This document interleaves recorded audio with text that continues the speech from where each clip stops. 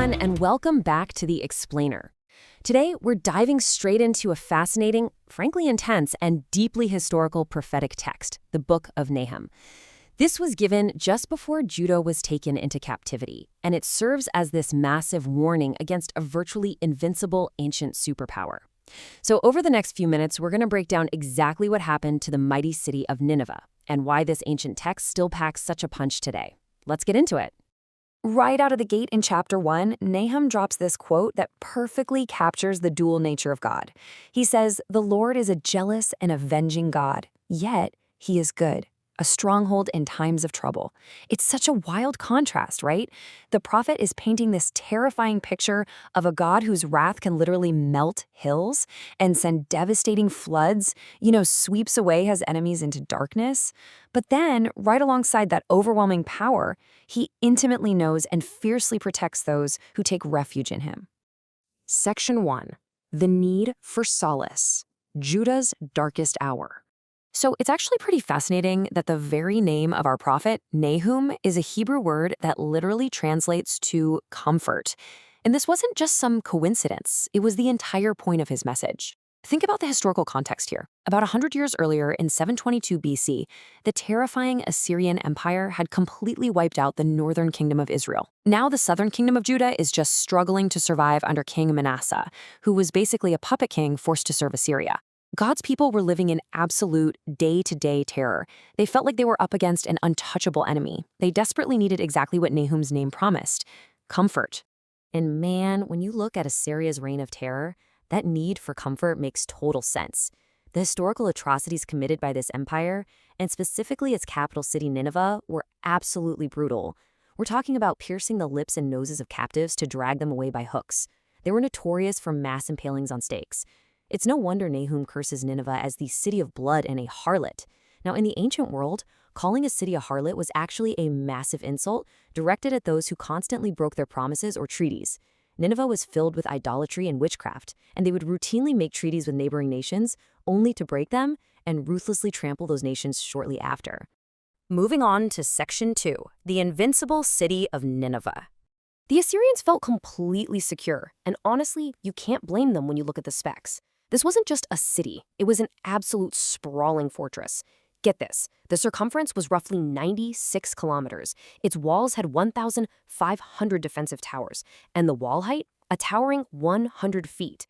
Historical records even tell us these walls were so thick that you could ride 3 horse-drawn chariots side by side right along the top. It's basically an ancient multi-lane highway on a wall. Add to that a total population estimated at over 600,000 inhabitants, and Nineveh was truly a titan of the ancient world. Overthrowing a city like this seemed mathematically and physically impossible for the people of Judah. And just to put that massive population into even sharper focus, we have the number 120,000. Now, the earlier book of Jonah, who remember was sent to this exact same city, noted that there were 120,000 people living there who, quote, could not tell their right hand from their left. That's a phrase typically understood to mean young, innocent children. If a city has 120,000 young kids, the total population had to be staggeringly huge. Nineveh was the economic and military juggernaut of its time. Which brings us to Section 3, the prophecy of destruction. Despite all that power, Nahum steps up and vividly describes what's coming, and it's terrifyingly clear. Flashing spears, speeding chariots, flooded gates, and endless piles of corpses. He basically gives us a cinematic front-row seat to the mechanics of God's judgment. He talks about the deafening sound of whips, galloping horses, and massive cavalry charges filling the streets. It's a chaotic massacre where bodies pile up in heaps so large that people literally stumble over the dead as they try to run away. The mighty gates of this great city will just be thrown wide open, and its bars consumed by fire. And to really drive his point home, Nahum throws down this brilliant historical taunt. He essentially asks Nineveh, hey, are you better than Thebes? Now, Thebes was this magnificent Egyptian city that used the massive waters of the Nile River as its defensive wall. But who destroyed Thebes? The Assyrians did. So Nahum is saying, look, you conquered Thebes despite its incredible water defenses. Don't think for a second your own rivers and moats are going to save you from Babylon.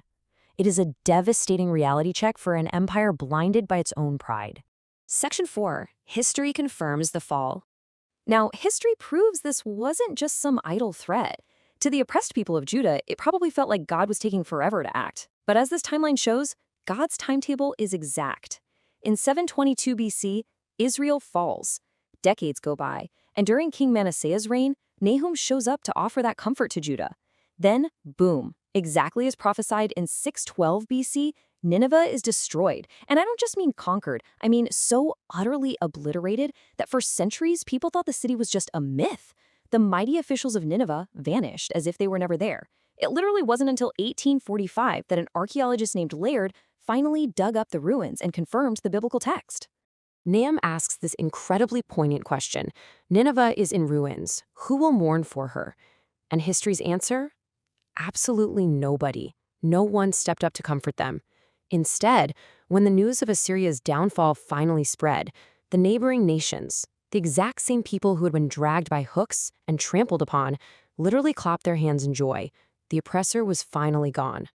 So what does this all mean for us? Well, here are the key takeaways. First, God absolutely does not leave the guilty unpunished. No matter how much a nation deceives or oppresses, justice eventually comes. Second, he works entirely on his own timetable. Delayed judgment is not denied judgment, it just means God is slow to anger.